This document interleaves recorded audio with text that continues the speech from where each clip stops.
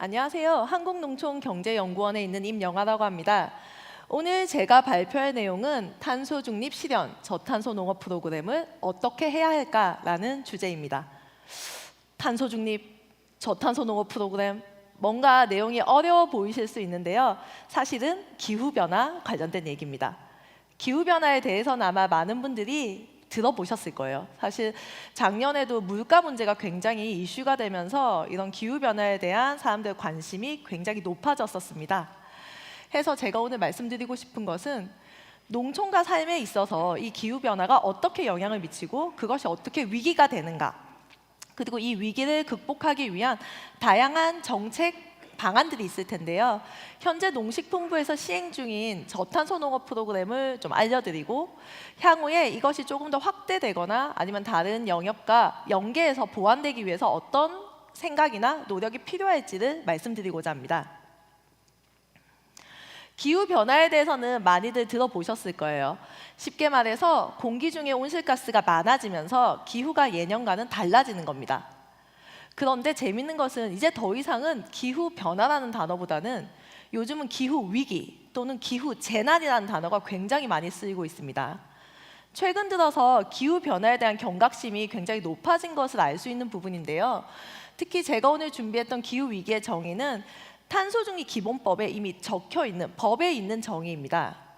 기후변화뿐만 아니고 기후변화가 극단적인 날씨뿐만 아니라 물 부족이나 해양 산성화 또는 생태계 파괴와 같은 부분에 있어서 회복할 수 없는 위험을 자초한다는 것인데요. 회복할 수 없다는 것은 결국은 돌이킬 수 없다는 거겠죠. 그러다 보니 이제 국제적으로는 저희가 1.5도씨 사회라는 목표를 많이 이야기합니다. 굉장히 선언적인데, 산업화 이전에 지구의 평균 온도보다 1.5도씨가 더 올라가게 되면은 정말 돌이킬 수 없게 될 것이다라는 의미거든요. 그러면은 이런 기후 위기가 농업 부분에서는 어떻게 나타났냐면요. 기후플레이션이라는 단어가 있습니다. 뭐냐면 기후변화와 물가 인상을 얘기하는 인플레이션이라는 단어가 합쳐진 것입니다. 한국은행에서 작년에 이런 물가가 굉장히 이슈가 되다 보니까 분석한 자료가 있었어요. 그래서 왼쪽 그래프를 보시면요. 이런 기후변화, 결국 온도가 올라갔을 때 농산물의 가격은 올라가게 됩니다. 물론 저희가 경제가 적응을 하기 때문에 이런 물가는 점점 더 떨어지게 됩니다.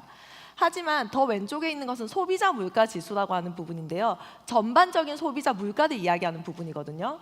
농산물이 가지는 어떤 쇼크보다는 적지만 소비자 물가 지수 또한 분명히 올라간다라는 것을 알 수 있고요.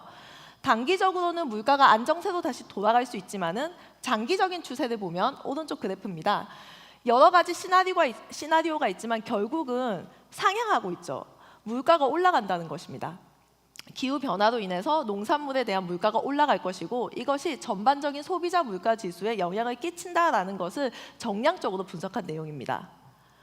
그런데 저희가 이제 그럼 기후위기라는 얘기를 할 때 여러 가지를 생각할 수 있을 것 같습니다. 기후변화가 굉장히 광범위하거든요.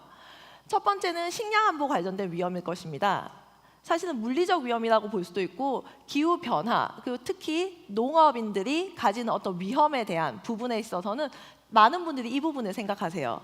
뭐냐면은 기후 영향이 있어서 병해충이 더 발생한다거나 아니면은 취약성이나 적응성 면에서 식량 접근성이 낮은 취약계층이 이런 곡물 가격이 올라가면은 더 식량 안보 접근성은 낮아진다라든지 하는 부분이 있고요.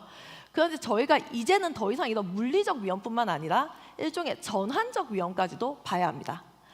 뭐냐면요. 저희가 어쨌든 탄소 중립 목표라는 목표를 가지고 지금 달려가고 있고요. 그러면은 예를 들어서 화석연료는 더 이상 쓰지 않을 겁니다. 모든 것이 신재생 에너지로 전환이 돼야 될 것이고요. 특히 요즘 EU 같은 경우에는 탄소 국경세와 같은 규제도 만들어내고 있죠. 무역에도 분명히 영향을 미칠 것입니다. 과연 이러한 사회 제도적 변화에 우리나라 농업, 농촌이 적응할 수 있을까? 또는 거기서 살아남을 수 있을까라는 의문을 가질 수 있습니다. 물론 다양한 정책 방안이 있을 것입니다. 사실 기존에 있었던 경영 안정화 대책 등의 대부분이 이런 기후변화 관련된 위험에서도 저희가 대응하는 방안이 될 수가 있고요.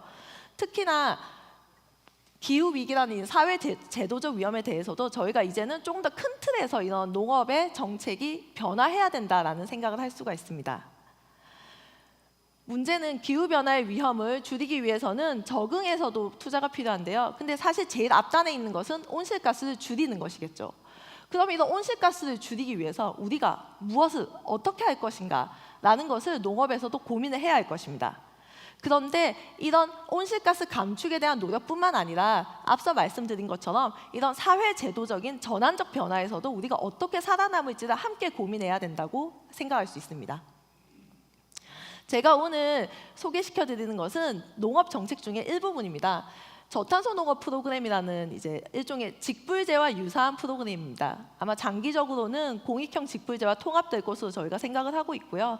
지금 제가 보여드리는 페이지는 2025년도 올해 시행되는 이 사업의 시행 지침입니다. 재배 분야와 축산 분야의 내용이 있고요.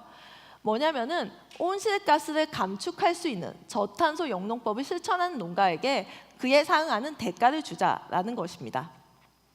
특히 재배 분야에 있어서는 제가 자리가 없어서 우선 네 번째 거는 뺐는데요. 첫 번째, 두 번째, 세 번째와 관련해서는 이미 여러 가지 정량적인 산정식이 있습니다. 뭐냐면 이 활동을 하면 온실가스가 관행 농업 대비 줄어든다는 뜻이거든요. 예를 들어서 첫 번째는 우리나라에서 발간하고 있는 이제 국가 온실가스 인벤토리에 이미 있는 시기고요. 두 번째 같은 경우에는 논물 약계 걸러내기는 아직까지는 국가보고서에서의 산정식은 없지만 2026년도에 아마 국가 고유 개수가 생길 것이다 라고 예상하는 것이고, 바이오차 투입 같은 경우에는 국내에서는 아직 산정식이 없지만은 IPCC라고 하는 이제 유엔에 있는 기구에서 이미 여기에 대한 가능성을 이야기를 하고 있습니다. 토양 탄소 저장에 도움이 된다고 하고 있거든요. 해서 정량적으로 확인된 활동에 대해서는 우리가 온실가스 감축 활동에 대한 지원을 할 수 있다라는 부분이고요. 축산 분야도 비슷합니다. 작년 9월에 메탄 저감제가 최초로 등록이 됐습니다. 비록 지금 수입 제품이긴 하지만은 메탄 저감제, 장내 발효에 있는 메탄을 줄이는 법, 그리고 작년에 등록된 질소 저감 사료도 기준이 생겼고요. 이런 활동을 하면 탄소가 줄어들 것이다라는 생각을 할 수 있고, 이것이 어떻게 보면 저탄소 영농을 하는 농가들의 경영 안정성을 높이는 데 도움이 될 것이다 라는 생각을 합니다. 그리고 앞서 말씀드린 것처럼 이 내용은 향후에 온실가스 감축은 우리나라뿐만 아니라 전체 글로벌, 지구촌에서도 공익이 생기는 것이기 때문에 사실은 공익적인 공적 편익이 증가한다고 볼 수 있고, 결국은 공익형 직불제의 목적에도 부합한다고 볼 수 있습니다. 해서 저희가 합쳐야 된다고 생각하는데, 제가 지금은 일부만 소개시켜 드린다고 했잖아요. 그럼 지금 현재 정책으로 우리가 이 기후 위기 대응이 가능한가? 정말 농업 농촌에서 살아남을 수 있는가? 라는 질문을 던질 수 있겠죠. 근데 왠지 답은 예스일까요? 노일까요? 좀 감이 오시죠? 네, 지금 현재 정책으로는 불충분하다라는 말씀을 드리고 싶습니다. 우선은 저희가 큰 방향에서는 기후 스마트 농업으로 전환이 필요할 것입니다. 단순하게 영농 활동을 하면서 온실가스를 줄인다는 부분뿐만 아니고요. 이제 비에너지 부분에서의 완화 부분이고요. 에너지 분야에서도 분명히 화석연료는 더 이상 쓰지 않고 신재생 에너지로 전환하게 될 것이고, 이것으로 스마트팜이나 축사에서도 변화가 생길 것입니다. 그래서 탄소 중립 에너지도 확보해야 하고요. 마지막으로는 이런 완화뿐만 아니라 적응 측면에서도, 특히나 이 적응은 아까 말씀드렸던 전환적 위험과도 관련됩니다. 그래서 이런 적응 측면에서도 어떻게 우리가 살아남아야 될 것인가를 통합적으로 볼 수 있는 기후 스마트 농업이라는 부분이 굉장히 중요해질 것이라고 볼 수 있습니다. 또한 저탄소 농업 프로그램만 본다면은 앞서 말씀드린 것처럼 온실가스를 감축한다는 것은 정량적으로 계량이 돼야 됩니다. 이 부분에 대해서 이미 농촌진흥청이나 한국농업기술진흥원에서 굉장히 많은 연구를 하고 있어요. 근데 이 연구 개발 결과가 정책과 연계가 되는가라고 보면은 조금은 아직은 부족하다라고 생각이 들고요. 그래서 이 부분들을 단계적으로 확대해야 된다는 생각을 할 수 있습니다. 그래서 여기 있는 것은 향후에 조금 더 확대할 때 고려해 볼 수 있는 기술들이고요.